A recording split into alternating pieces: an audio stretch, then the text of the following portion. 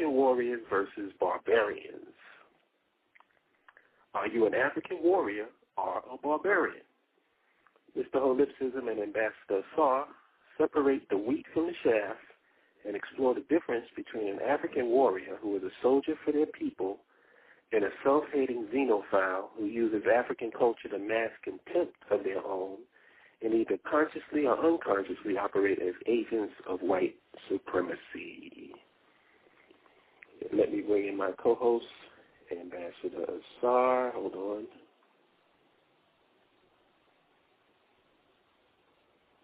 What's going on? You there, Sam? Yes, sir. What's going on, Sam? Hey, what's happening? Hey, what's going on, brother? Yeah, this is going to be interesting. Let's get it. Peace to the fam out there. So, what's the difference to you between an African warrior and a barbarian? Well, the African warrior, they're true warriors. And a true warrior is one that fights the true battle, the real battle.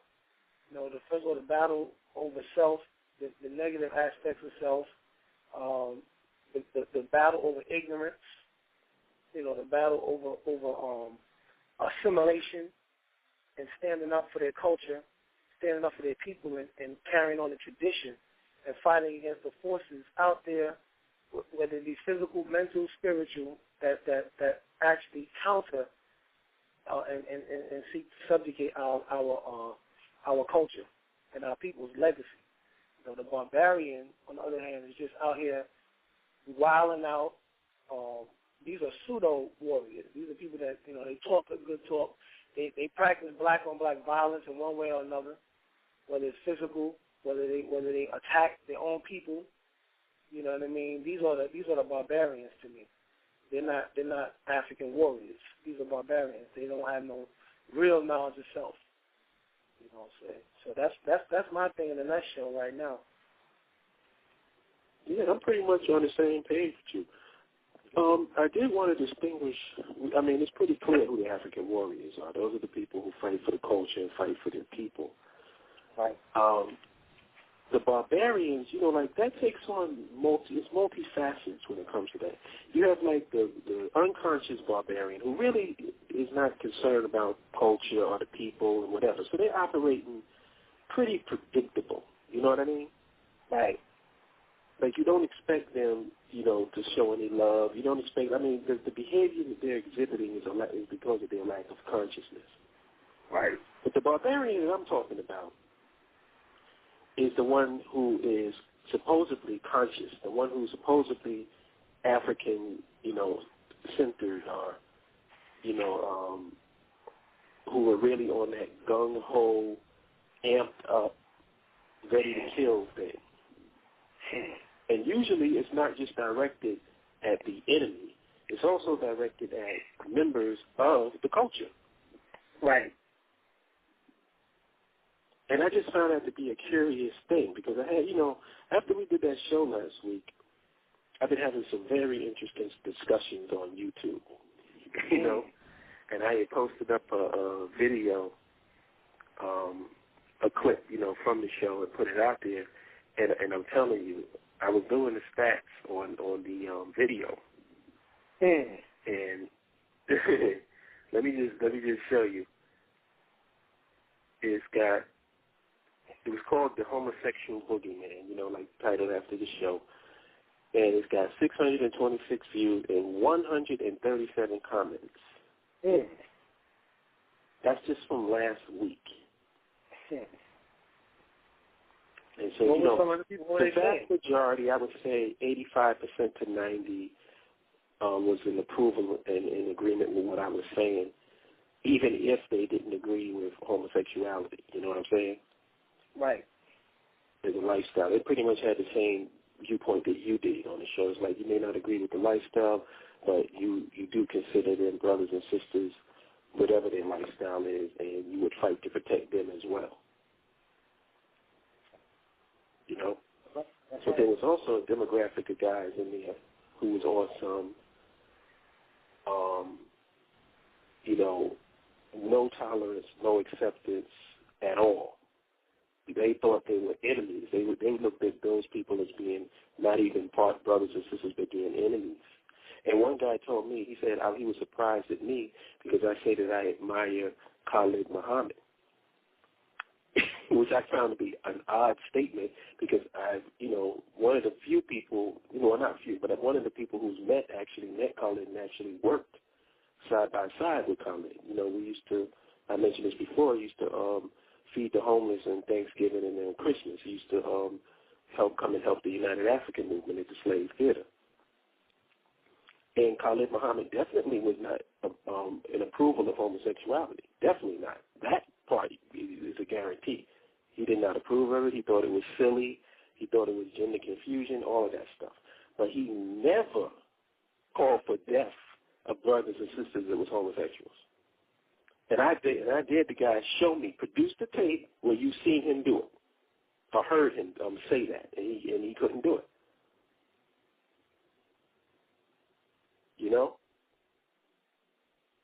But not to revisit the show. I don't want to revisit that past show. But I just wanted, I just found it an interesting dynamic that we have certain members of our community who are so amped up to kill somebody that they're willing to kill members of their own community before they lay a hand on any agent of white supremacy.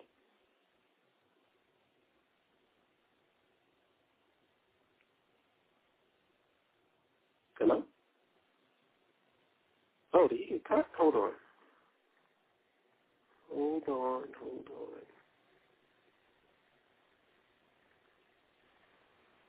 Ambassador, you there?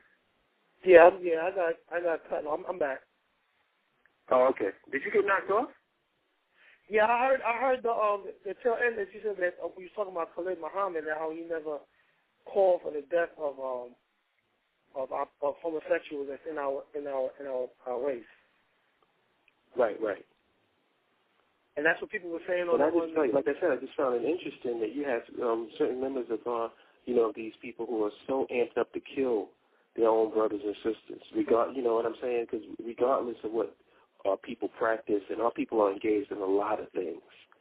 You know what I mean? Right. It's still our brothers and our sisters. One of the things that I see that's also being practiced is I call it a dereliction of duty. We a lot of people acting like a derelict when it comes to doing what they're supposed to do to help conserve and keep the culture intact. And these people are agents. Anytime you're dealing in black on black violence, whether you agree with the lifestyle of someone or not, you're practicing in genocide. I don't understand why they don't understand that.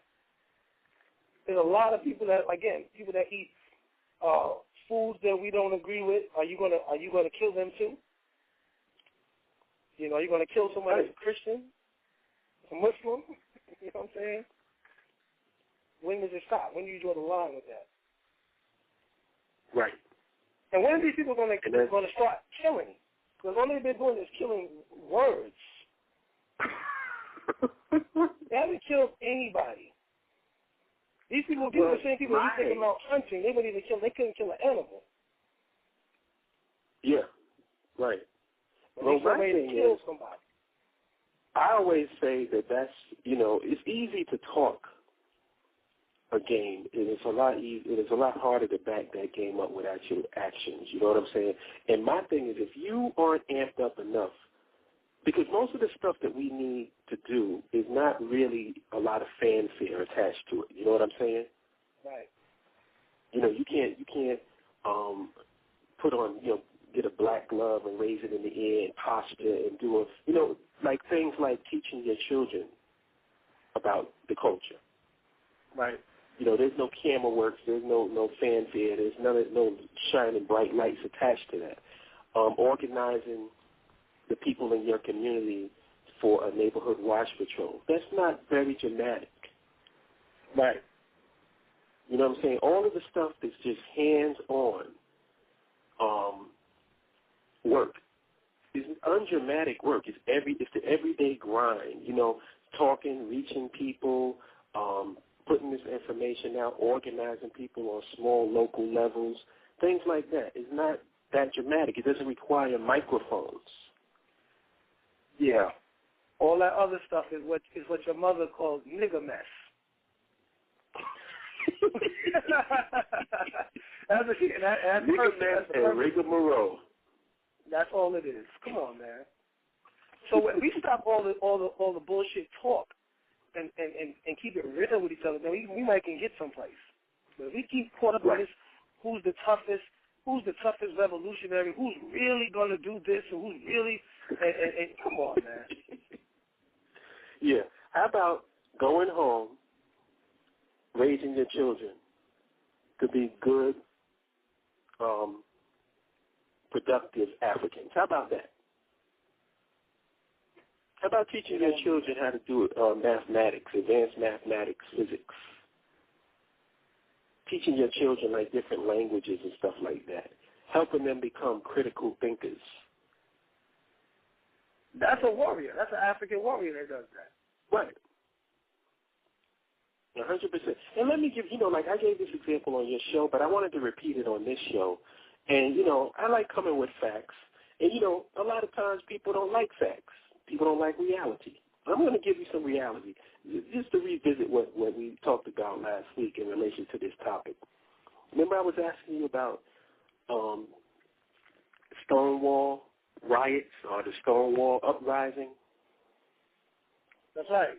Remember I was asking you about that? We talked about that last night. Yeah. And if nobody knows what the Stonewall riots were, actually there's a movie coming out called the Stonewall Uprising. They changed it, from the riots to an uprising. And basically what was, I'm going to condense the story. In the Village in New York, there was a club called the Stonewall where homosexuals in New York City used to go. Now, this was before there was any gay rights movement or any, anybody was bold enough to just be open about it. They would go to these places, and that was the only place they could really congregate. So, the mob ran the place because, the mob only cares about money. So, like, they say, yo, these guys is paying, we'll have a place for them. The mob would pay the cops off, to keep the place, from being raided. But every now and then the cops would have to raid the place, just for window dressing. So one day they decided that they were going to raid the place and throw everybody out. And this day, the homosexuals in the club was not having it.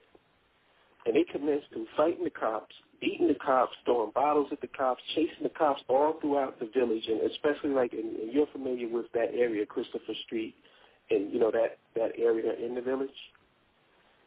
Oh yeah, I know that. They fought the cops for 3 days. We're talking about the NYPD, probably the most brutal police on the face of the earth. For 3 days. And after they did that, they decided that, everybody got this charge from the fact that they defended themselves and they fought against this, the cops in the system. So they decided to get together and have a parade. And that's where the whole concept of the gay and lesbian parade started in New York. Now, this is all history. You can go, I'll post a link in the chat room, and you can check it out for yourself so I ain't BSing. So I say all of this to say that these people fought the freaking NYPD for 3 nights to defend their territory where they could just go. They just wanted to have a place where they can go to where they could be left the fuck alone.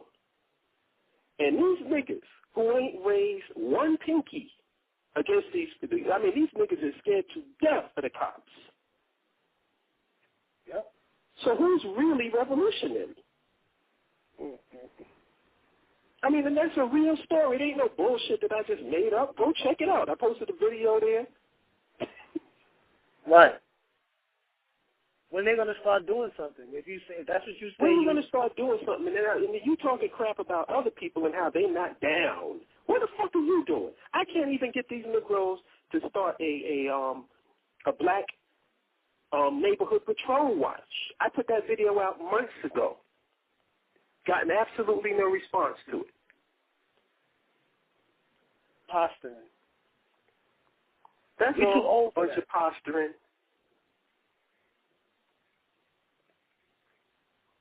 That's all it is, a bunch of posturing. Yeah. You're too old for that. Them days of looking tough, got your face screwed up. Remember back in the days, it was the people walking around with the grill. They brought that back, the ice grill, and you walk around, you go, whoa, this dude is really tough, man. Leave him alone. You know, he's tough. Yeah. Come to find out that dude is as soft as ice cream. Yeah, tough looking. As my mother would say. He looks tough. Looking tough. Not in a good way either. No, but it's like you know what I'm saying? In the conscious community, I can't even talk to some of these guys because every time you try to have a conversation with them, it's like they want to prove, how that they are the ultimate man or something. I mean, come on, man. Don't front for me. Like Ghostface said, if you want to play that role, play it, but don't front for me because I know better. And then, to top off this conversation, on Facebook I had posted a video of a movie called Sometimes in April. That's the name of the movie. And for all the ladies out there, your boy Idris Elba is in it. Actually, he did a good job. I like Idris Elba. I think he's a decent actor. This is about the Rwanda situation against the Hutus and the Tutsi. And, the brother walks into, this is a scene, I posted a scene from the movie where brother walks into a school with schoolgirls in it. And you see a bunch of African girls with their teacher in the school. So he goes in there and he says, I want the Hutus on this side and the Tutsis on the other. Now I'm looking at the girls. You cannot distinguish one girl from the other. They all look the same. They're African. So the girls decide, no, we're not going to do that. We're going to all stick together. So the guy cocks the gun, and the girl and the teacher jumps in and says, consider them your daughters. Actually, look at them as if they were your daughters. He hits the woman in the stomach with the butt of the gun, knocks her to the ground, and says, my daughters are not cockroaches. Cocks the gun and proceeds to gun down all of the students and the teacher with his AK-47. Real warrior, huh? And that's the same type of dude. The same type of dude. It's like and keep in mind, people would be in those, and as a matter of fact, that was a merciful death in that environment because people were being butchered with machetes.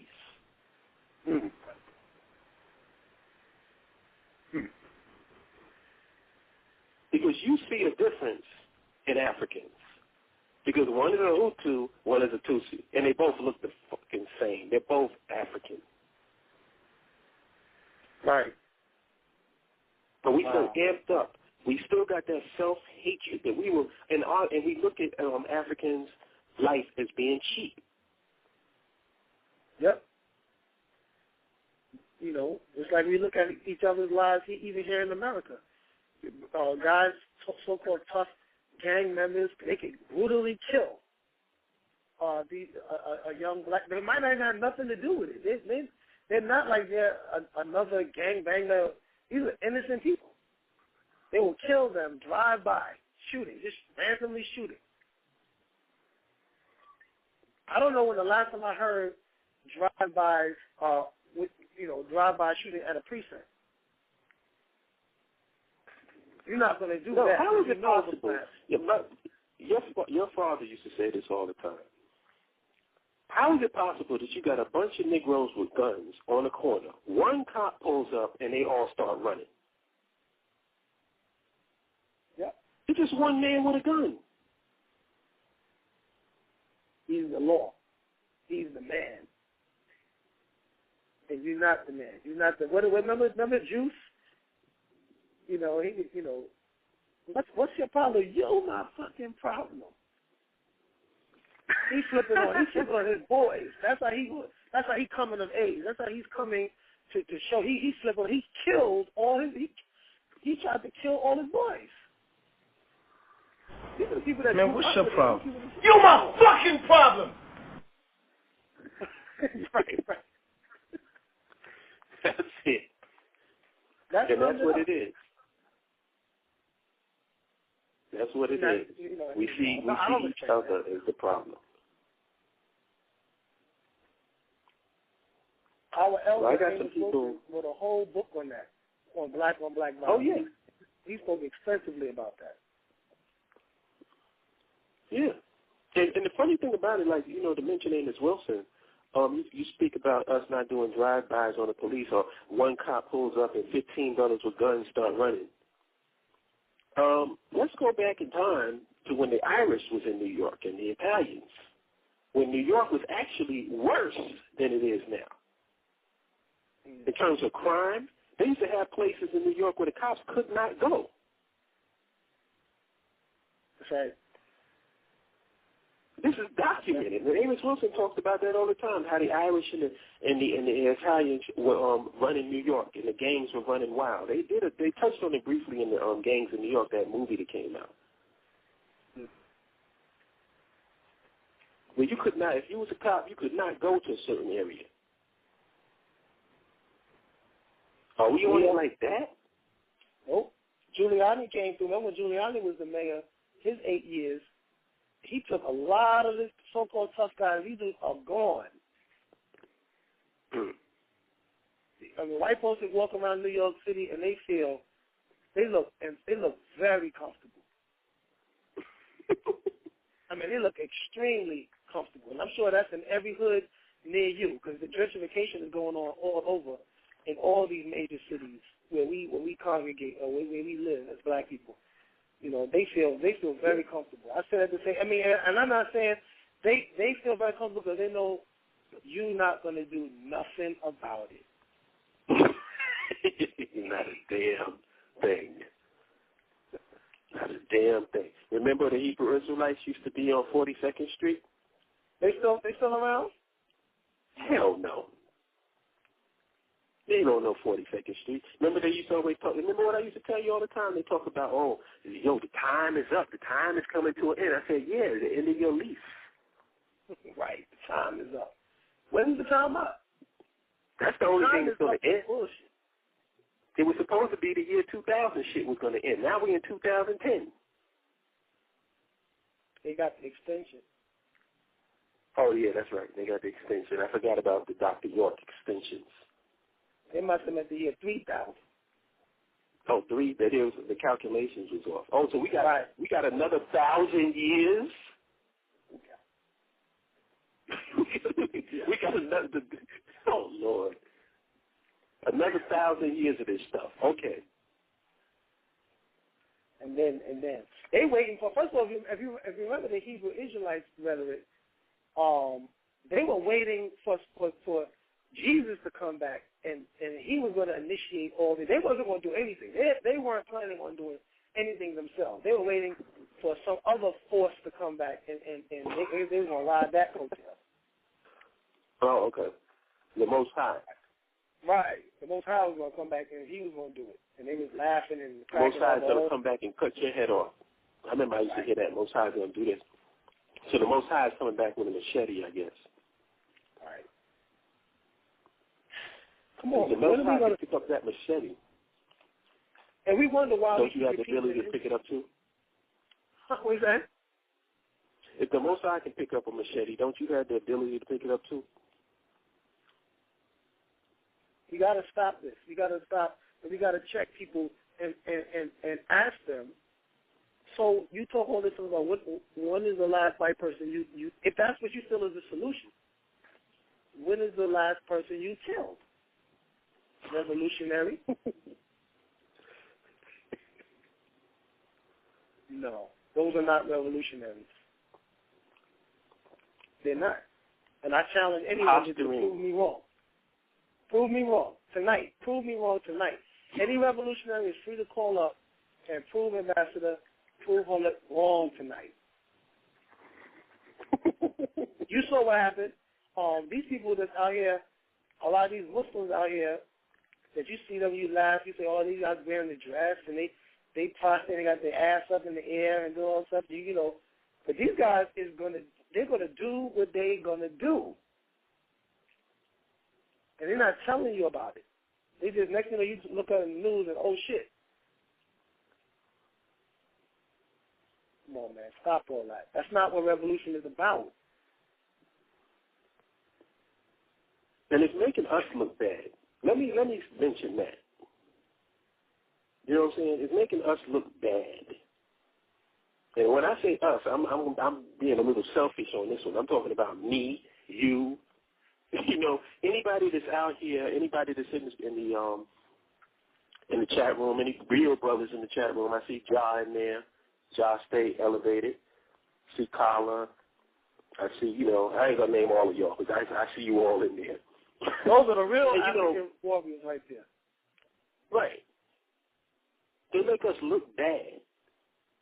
Because every time we go to try to talk about anything involving African-centeredness, they just assume that we one of these clowns. There's a lot of clowns out there. A lot.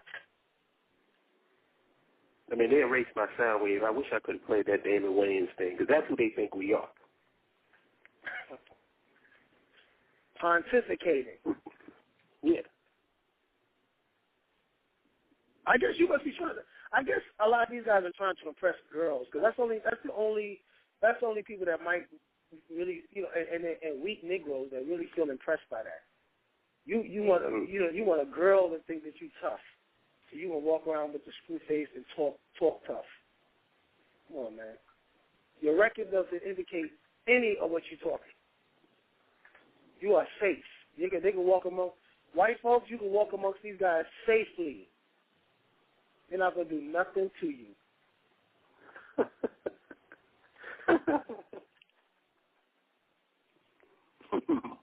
I think, yeah, the record is shown. Get it right, man. Get it right. Get your mind right. Revolution starts inside you. Get your diet right. Start to get your priorities together. We have to stop. We have to do what we're supposed to do to elevate these children. That's our job in this day and time. It's not, you know, if it came down to when we building our nation and we're living peacefully and we educating our children and they're able to live as global citizens, and then someone wants to try to infringe upon that and hurt these kids, then you know what we got to do. There's no question about that. Right.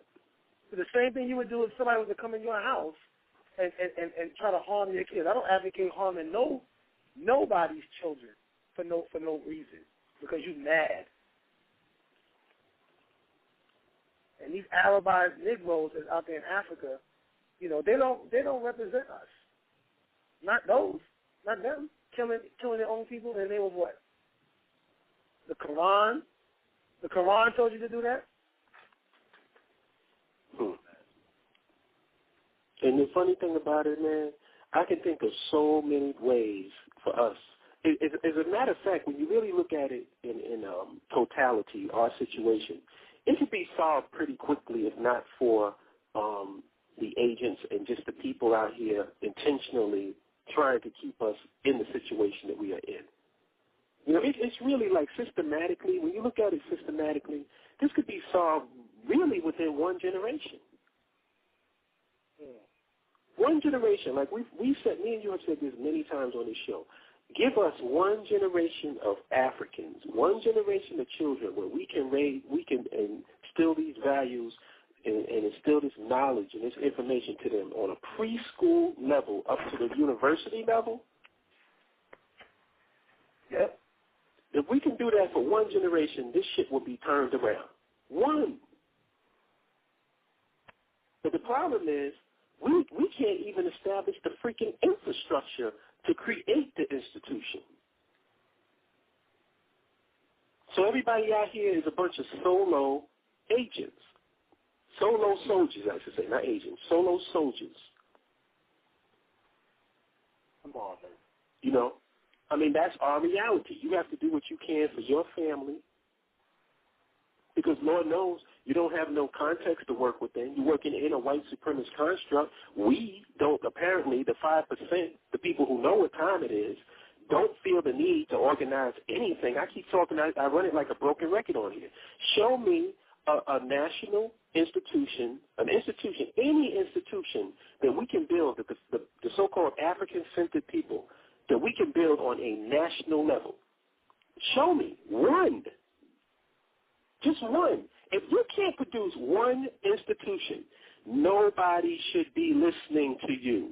And that's why they look at us as clowns. What's the sense of gaining all of this knowledge? I mean, think about it. We have people who are specialists in every aspect of African culture. Don't we? Yep. We got nutritionists. We got people. You got people who can break down every region in Africa. Give you history, give you culture, give you linguistics. We got archaeologists. We got scientists. We got physicists. We got linguists. We got all of these people. And what are these people doing? Are they gathering together into any type of council and compiling all this information into a systematic way? No. They create their own individual hustles so that they can create some type of existence within this Eurocentric white supremacist construct. Period. And that's supposed to be effective? Mm-mm. In unity there's strength. The individual can that's all you see. Traveling about, spewing a bunch of bullshit, but traveling about safely, traveling through this European system, getting on this plane, taking, making sure you're checking all your bags, you're making sure that they warn you. You don't say, hey, don't warn. Yeah, I got a gun. That's right. Remember the Panthers was walking around with pistols. And they wasn't talking about just killing white folks. They was more talking about, we're using this because we have a right, according to the Second Amendment, to arm ourselves as citizens. And they was protecting their people against the police. So they wasn't just posturing for their own people. And somebody's talking about Khalid Muhammad in the chat room. I'm gonna tell you something. Most of these dudes have no clue who Khalid Muhammad was. Khalid Muhammad wasn't a psychopath. Khalid Muhammad wasn't a lunatic. Khalid Muhammad was one of the most intelligent Africans in this country. They don't have a clue who he is. All they see is the rhetoric. They hear the fiery rhetoric, and then they just extract whatever fits their little self-hatred mode. You know what I'm saying? And then they want to go and build on that. They don't realize Khalid Muhammad loved African people. Yep. And he did a lot of things that wasn't just in front of a freaking microphone talking. He actually did the work. There was no cameras around when we was feeding the homeless with the UAM, United African Movement. There was no cameras there. There was no videotapes. Did Khalid Muhammad, peace and blessings to that brother, his soul, our ancestors, did he kill black people? Is there a record of Khalid Muhammad that he's murdered black people? Who? Right. Did he murder anybody for that matter? Khalid Muhammad's thing was he is destroying the concept of that this white man is your God, and right. and you want to serve him from now on to the end of days, and forsake your own people. He was killing that concept. Khalid Muhammad was a psychopath, and he wanted to just dominate and control, but I do like the fact that he was active in the community. Okay. He didn't kill any. He didn't kill his own people. He didn't set up coups to kill Jews, to kill whites, to kill. He wasn't about that. He knew that was a futile. That's a futile mission right there. And it doesn't. And you don't have to do that. He always said that his job, like he said, he wanted to destroy the white man in your mind. He wanted to take every sacred cow and icon and destroy them that was white. To get the that image of that white supremacy out of your mind. He said that he was the way that he was because he needed somebody to shake you up from your slumber in the grave. That's a direct quote from him. So there's a lot of dudes out here posturing and trying to be, little Khalid juniors, and they have no fucking clue who Khalid was. And all it really takes is to do some. I mean, you may not have, I'm not going to say that, I met him and you didn't. That's weak. I ain't going to, because if you weren't around to meet him, you weren't around to meet him. I'm not quite sure there's people that met Malcolm and I didn't meet him. That doesn't mean that I can't respect him. So I ain't going to get on that bullshit. You didn't have to meet him, but at least listen to the man. Listen to the body of his work and see what he had to say, and not just take a sound bite and start building on it. A man is judged by his actions. I mean, your words, yes, your words, but if your words don't produce any action, then that's all. They're all words. Anybody can have words. That's like a bubble. All of us have seen guys that, crazy and they just be talking. Those are just words.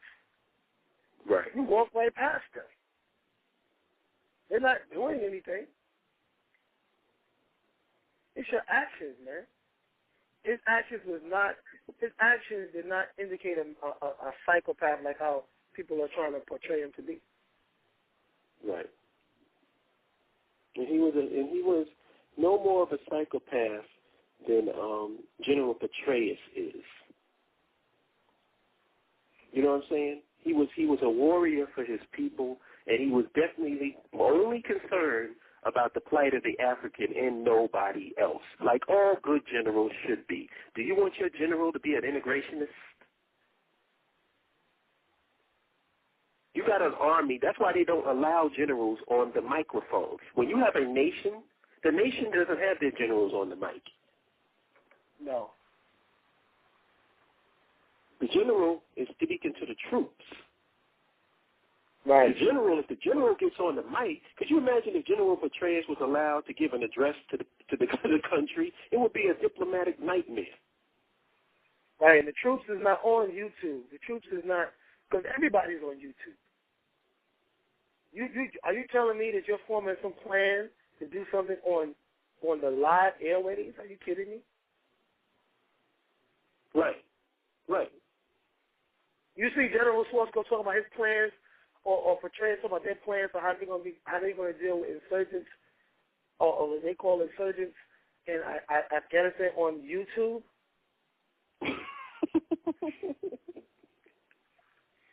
Exactly. You got to call it out because you know why we're doing that? Because it's important to weed out the real from the fake. Because these guys, to be honest with you, there's a name for these kind of so-called revolutionaries. It's called provocateurs. Right. And a provocateur works for the government. Right. And as we saw with our I hesitate to say brother, but one of the people that was the photographer for Martin Luther King, this dude died carrying him being a snitch to the grave. And one was one of the main informants for the CIA. He was a high-level snitch. Right. Or his boy Abernathy. He want to talk about what Martin Luther King doing, sleeping with another woman or whatever. Why is that your concern? You know what I'm saying? Yeah, black. Yeah. Black awareness, you're disrupting. If you're going to continue to disrupt the chat room, I'm going to kick your ass out. What does he say? I'm not on the... So be very careful. Yeah, right, moving on. Where's this dude at? Yeah. Another provocateur. Yeah, another fucking idiot coming into the chat room starting mess. See, that's and you know what? It's a perfect example of what we're talking about. Black awareness, huh? I'm not having it, man. Not having it. Either we're gonna be sane, rational Africans. We're gonna be intelligent, critical thinkers, or I'm not. You're not gonna be up in the cipher. Bottom line. You gotta tell them. They have the wrong worldview. The wrong. This is the wrong forum for that shit. We can disagree, and we've had callers call up and disagree with us, and we've had conversation with them.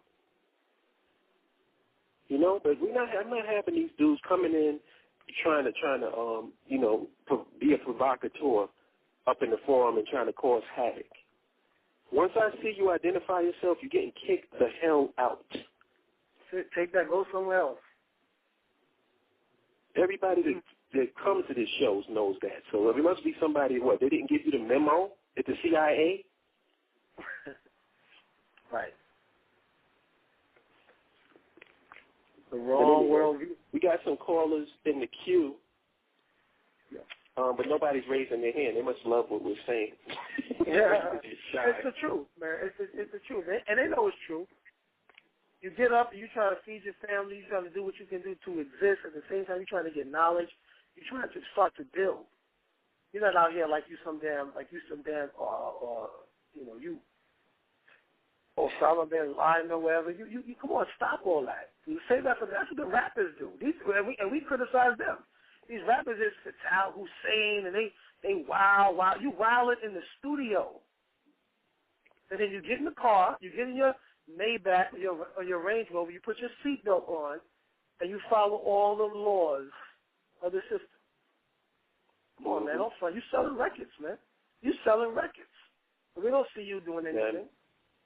Now, Ambassador, I got somebody in the queue and it's all ones. So, what's the call? I'm gonna let you call it. Have your hand on the. Usually, when I see all ones, huh? Have your hand on the hang-up button. Let them through. Let them through. Okay. I don't know what your number is because all I see is all ones, but I'm gonna let you through. What's your name? Where you calling from? Explain to me what Khalid Muhammad did in the black community that was so prevalent. Explain to you what Khalid Muhammad did. Well, I already did, actually. Did you just come into the show? No, that was me, the one that you kicked out. You claim I was disrupting it because I disagreed with your take on him. Okay, well, you're asking me what he did. Hold on first, before you answer. You're asking me what he did, and I already told you I'm what asking he did. you. So what part did you come in on?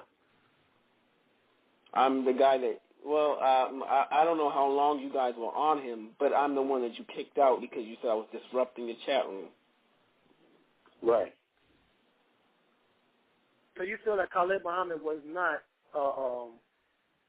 you thought he was a detriment to, what do you feel about him? What do you feel about him? I just felt that he didn't do nothing.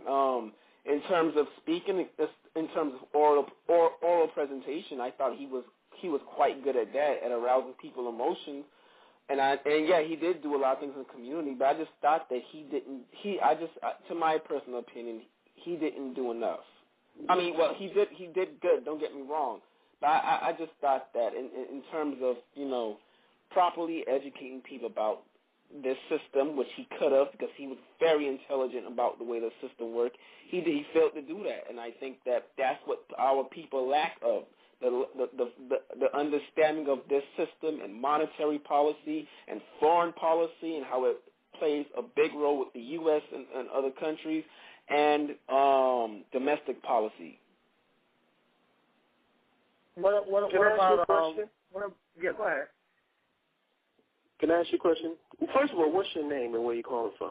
This is Black Awareness, Atlanta, Georgia. Okay. What do you think if we look at our culture, if we look at this as a nation, and we currently have a nation, let's say we have a functional nation, what's Khalid's role within that nation? What would his role have been? He would probably, I would say, people like him, Marcus Garvey, Malcolm X, possibly Martin Luther King. I would say people like them. If we was to have an all-black nation, I think that they would be politicians for our black nation. Okay, are you aware that Khalid Muhammad at one point was the head of the FOI? I know. Okay, so he's really military. But that's why I stated he was very militant. I knew that. Right, like I mentioned before, you don't have your military guys out on a microphone speaking to the general public. So I understand what you're saying, but that's not his role. The thing that you're saying he didn't do, that wasn't his role to do that. His role was talking to the troops. His role was more of a militant role within the structure of our nation. Now, when you talk about educators and stuff like that, that's their roles, but you're not going to see educators talking to the troops. Mm-hmm. So everybody has their role, and everybody has a function that they play. Right. So to say that he did nothing because he didn't do a particular role that was outside of the role that he was assigned for, don't you think that's a little unfair? Well, that's why I had to retract my statements in terms of him really not doing nothing. That's why I stated that, I didn't really mean to come off that he didn't do nothing for the black community. I just felt like he could have done a lot more since he was very knowledgeable in the system. I don't know about economic policy or economic theories. I don't know if he knew anything about that, but in terms of checks and balances in the government and local government and state government, he was very knowledgeable about it because I seen a YouTube clip of him explaining that towards this audience with some white guy in it. And he was quite. Oh yeah, I mean he was well educated in various fields. I think like I would think it's safe to say like most of us, because since we don't have a national structure, we have to basically be a jack of all trades when it comes to information. Like I'm quite sure that you sound like a brother who's well read. Am I right? Oh, you're correct. So you probably have a general knowledge you probably have a general knowledge of economics, a general knowledge of politics, a general knowledge of culture and history, right? Well, I would say I have a general knowledge of, I would say politics and sociology, but in terms of economics, I'm not too keen on economics. I only know a little bit about that. And in terms of culture, in terms of culture, I would say I'm general in that too. But in terms of history, I'm not too general in that one as well, to be honest with you.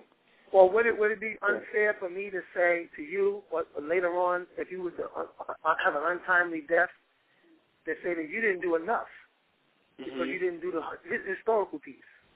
You didn't do enough. And I would have to say that would be your perception of me. I believe not. There's nobody that ever walked this earth, a public figure, that was never above critique. I mean, you're not going to please and satisfy everybody. That's a reality so-called revolutionaries have to take up, and so-called revolutionaries also have to take up the fact that when you are putting yourself out there in the public lines, like Malcolm X, again, Khalid Muhammad, you gotta realize and recognize that your days are numbered, for one, and you also gotta realize and recognize that not only are your days numbered, but your kids and your family's days are numbered as well. You never know what can happen. Well, Malcolm X's children is still alive. I mean, Martin Luther King's children is still alive. That don't mean that they wouldn't have went after them. I'm pretty sure they would have went after them. They couldn't get to them.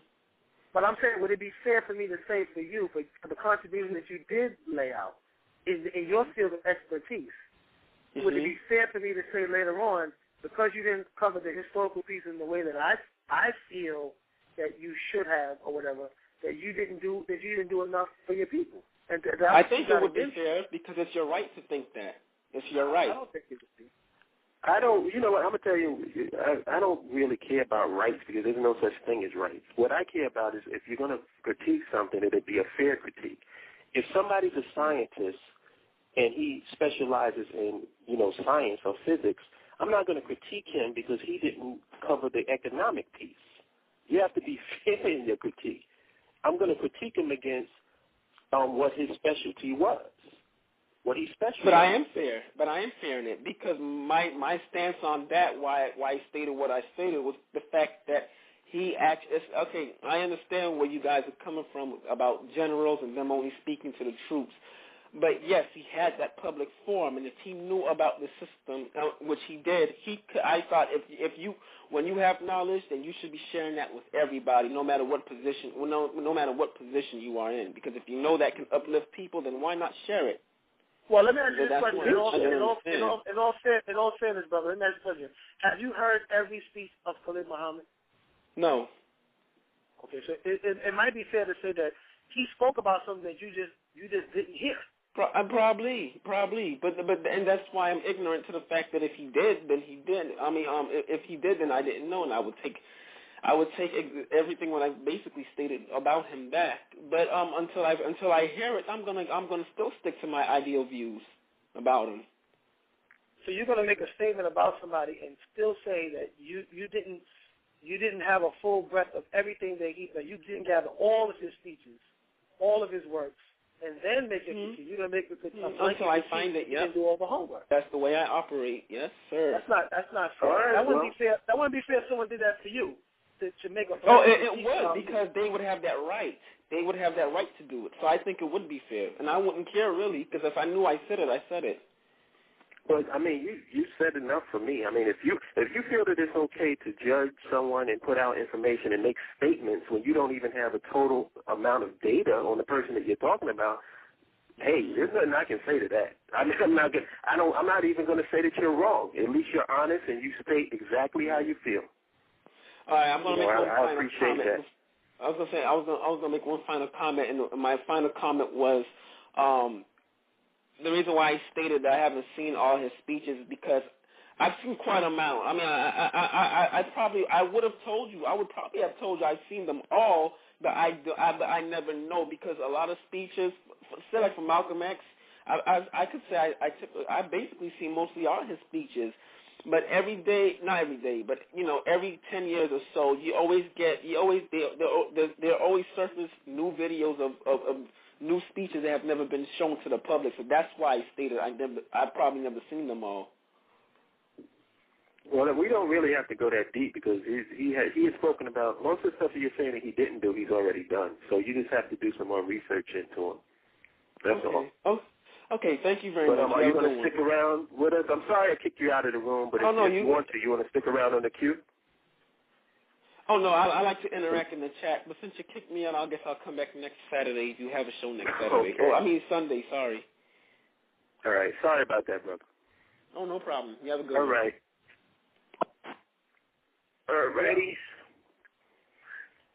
I respect the brother that he came on and he spoke, but I just feel like, we have to be on guard with a divisive, there's a divisive spirit that's in our community, and not calling him per se a divisive. I'm not going to call him a name or say he's divisive per se, but when we just start to critique and then go on and then start lambasting our elders, in the chat before we even have a full breadth of what he was about, that's not wise.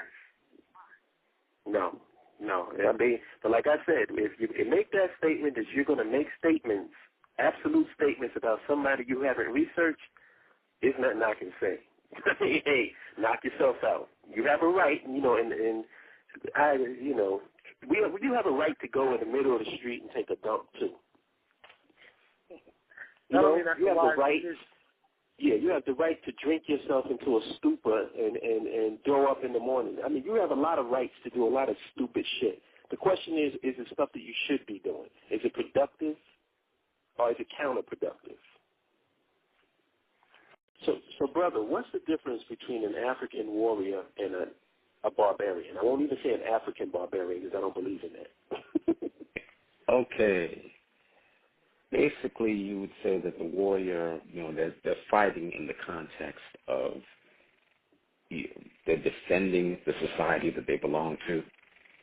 is serving a role in terms of, protecting the outskirts, dealing with threats. Barbarian basically, they don't give a shit about anything. You're talking about just wholesale destruction for the sake of wholesale destruction. Mm-hmm. It just, wrecking things. So they don't have an external enemy that they can even direct their aggression against. They can direct it at anything within their vicinity, even the people that they are side by side with. Right. Barbarians just, again, they're just uncivilized. So they're just like, whatever. No rhyme, no reason. I mean, outside of maybe some self-gratification. Or, and that's pretty much it. So, I mean, Barbarian might even be a threat to their fellow barbarians, because, again, they're completely lawless. So even their so lies they might turn on at a moment's notice if they think it's, they're going to get some personal benefit out of that. Ambassador. Yeah. Did you want to ask him a question? Because after you ask it, I want to ask him another question. Jelani? Yeah. Do you want to ask him anything? Or because I want to ask him another question, if you don't mind. Well, I do miss the brother. I mean, I would love for the brother to come on my show and drop some of his wisdom, at least one time, please, brother. Because I mean, how much does it cost to have you come on my show, brother? But what about the guys? I think that I was in such esteem that brothers is willing to offer honorariums and whatnot. What about the guys that's out here that saying, the revolutionaries that have the idea that a revolution entails them taking up arms and killing white folks. And that's what they say that they're doing. Right. Is that a distraction? Is that a distraction? Is that just what is that? I mean, in terms of generally revolutions that I've read about. I mean, the whole idea was the current order or the current system of government is perceived to be corrupt, or you got grievances that can't be resolved through, I guess, whatever structures, official structures are supposed to be within that. So I guess the decision's been made, look, this isn't working, so we need to create a completely new order with different people administrating things that'll then address what we were looking to address. So I guess the concept is, this infrastructure isn't working, we need a new government. And apparently, peaceable means of doing that are out, so therefore, we need to use force in order to establish something brand spanking new. So I'm like, all right. But even this concept of having to kill to do that, if that's coming from someone that's just being indiscriminate about that, they're just like, well, all right, we're just going to kill white people, or we're just going to kill indiscriminately, then, you got to wonder about that. Like, okay, well, is this strategic? So yeah, I'd be. Would that be something that you would think that if somebody was serious about that, they would have that on YouTube or put a DVD about that? Oh, definitely not. Not on YouTube. No, yeah, definitely not online. Not on YouTube. Nothing. In fact, you want to have a serious discussion about that. I mean, I don't know if somebody would even have their cell phones on. If they were serious. Come on now. I mean, you know the stakes or the risk you're taking by you're going to seriously contemplate something like that. That you know that there's certain folks that are going to have a vested interest in wanting to interrupt or impede your progress.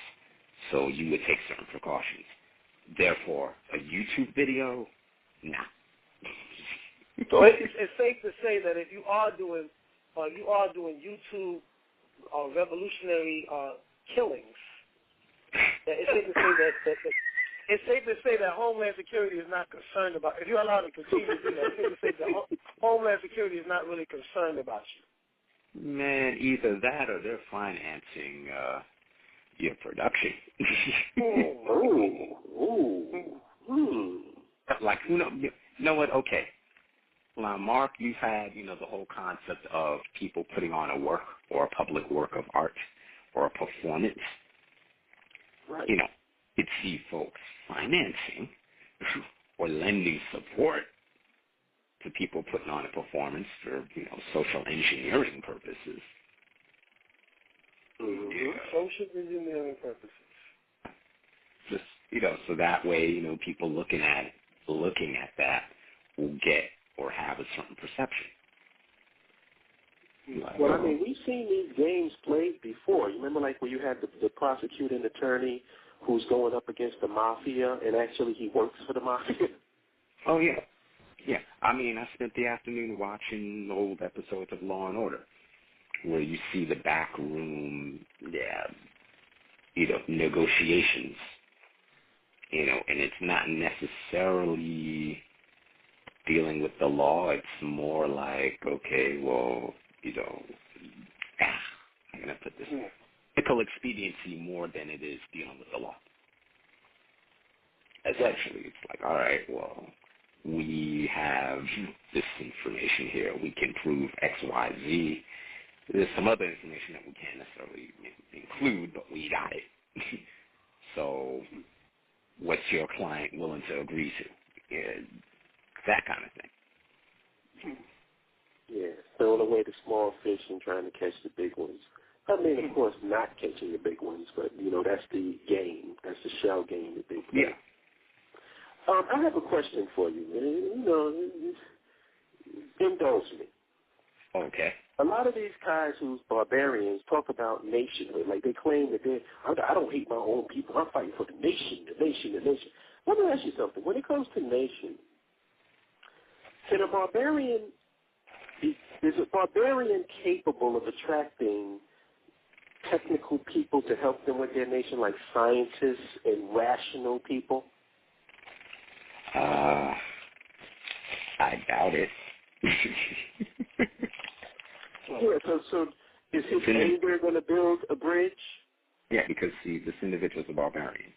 So that would suggest a certain amount of emotional instability. So that means other people who, are trying to engineer stuff to double check on things, make sure things work properly. Barbarian might be the kind of person that, he'd shoot the head engineer in the head. Right. And then wonder but he was looking at him funny. It isn't, getting done. Everyone's also, well, the guy that knew how to handle that, you just killed him. And everybody else that knows how to handle that won't go near you, or they're looking for ways to kill your dumbass. So, right. Yeah. So do you think it's safe to say that barbarism isn't a good attractant? Like, that barbarism, when you endorse a barbaric mentality and a barbaric way of doing things, that you don't really have a big tent of people that are willing to be a part of your movement or cause. Is it safe to say that? Yeah. Yeah. But you do attract the audience. They do attract the audience that loves to hear a fight or wants to see a fight. Oh, yeah. Oh, you mean like the people who watch UFC? Right. That type of audience? Hey, man, I mean, everyone loves, the drama. Shit talking. Oh, yeah. I mean, yeah, I've even had women tell me that they love shit talkers. They're like a guy that can talk a whole lot of shit. Their complaint is usually the same, like it's really not real, but it sounds really good. Mm-hmm. Oh, yeah. Definitely. And people like things that sound But good. yeah, definitely, I would say, if folks are talking certain kinds of shit, and then they're posting it on YouTube, right. I'm like, wow, this is a nice production. I mean, mean, and unless the individual is going to make the disclaimer, okay, this is entertainment. Oh, well, you clearly know it's entertainment because nothing is ever done. So Right. it's all entertainment. It's just like Floyd Mayweather. Before every fight, he does this HBO thing where he just curses the dude out. He calls him everything under the sun. He really, and people are like, oh shit. And then at the end of the fight, he gives the guy a hug and says, I don't mean none of that. That's just all entertainment. All right. He does it every fight. The next thing, and someone says, hey, wait a minute, this is all an act. Yeah, this is part of the show. Part of the show. Well, we live in a culture where being phony is not really something that people find to be a detriment. What they judge you by is how phony you can be. It's like, oh, no, he didn't really make me feel that his phoniness was authentic. Oh, right. Yeah, that's called acting. Yeah, it's like, why do people like Bill Clinton? Because he's full of shit. Oh, yeah. They don't like him because he's an honorable dude. They know that he's a masterful politician. That's why they like him. Oh, yeah, my personal... They know, they don't believe him. They know that, oh, man, you talk shit, man. I mean, he's earned the name. I mean, even this recent song by Eminem with Rihanna, Love the Way You Lie. Boy. Accurate is that. Man. Yeah. Is it irony that Eminem is on that song? Right. I'll let people decipher that one on their own. Right. A lyrical psychopath. Mm-hmm. Right. I love the way you lie. That just feeds into the dysfunction. Like feeding into dysfunction and pandering to dysfunction is how most of these people make their money. Yeah. As a matter of fact, maybe you can refresh my memory.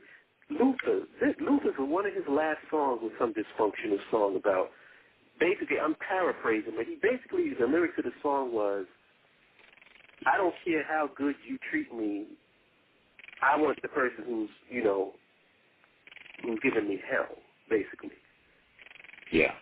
I forget the name of that song. I forget. Probably Queen Esther would know because she's into the music with Zone with Dez. I got to ask her about that as she calls in. But he did one of those dysfunctional songs about, I don't care.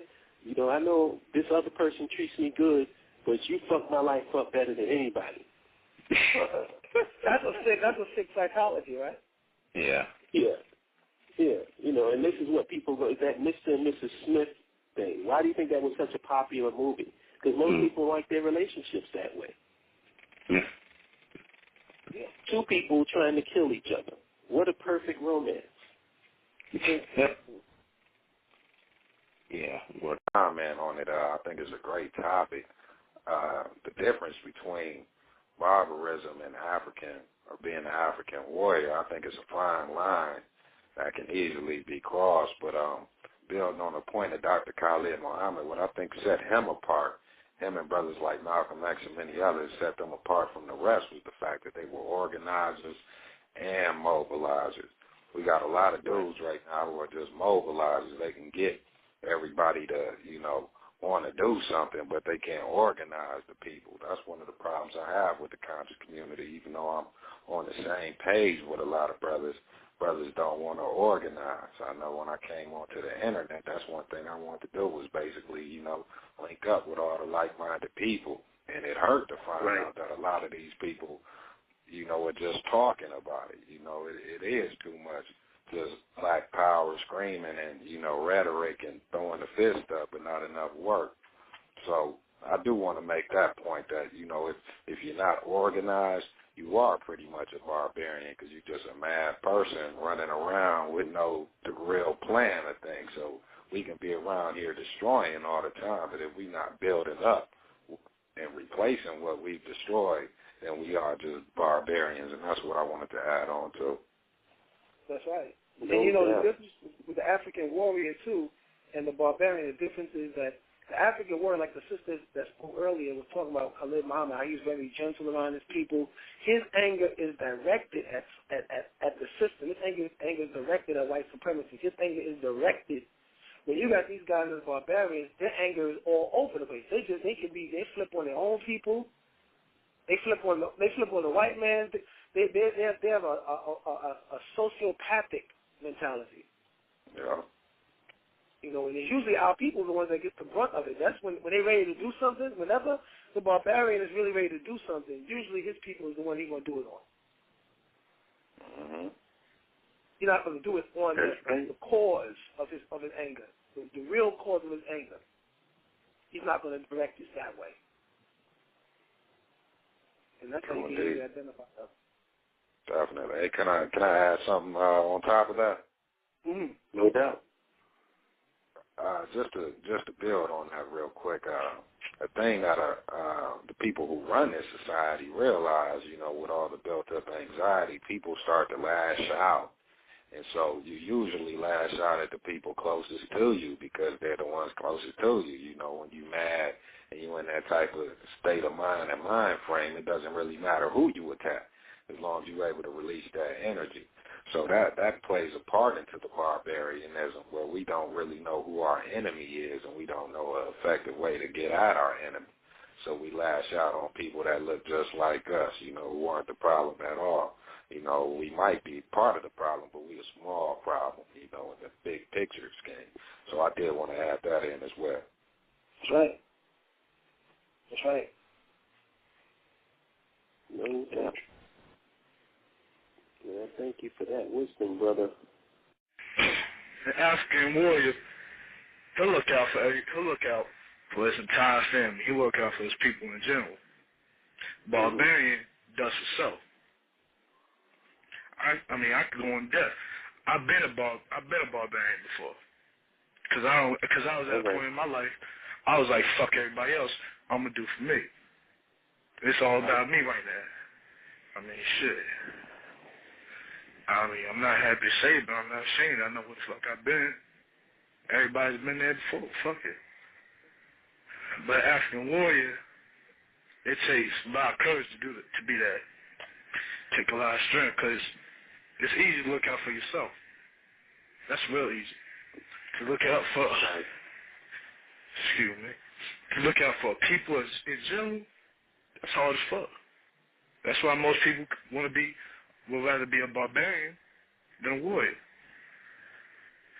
That's why you see so many, the mass of the people around us are barbarians, because it's a lot easier, it's convenient for them.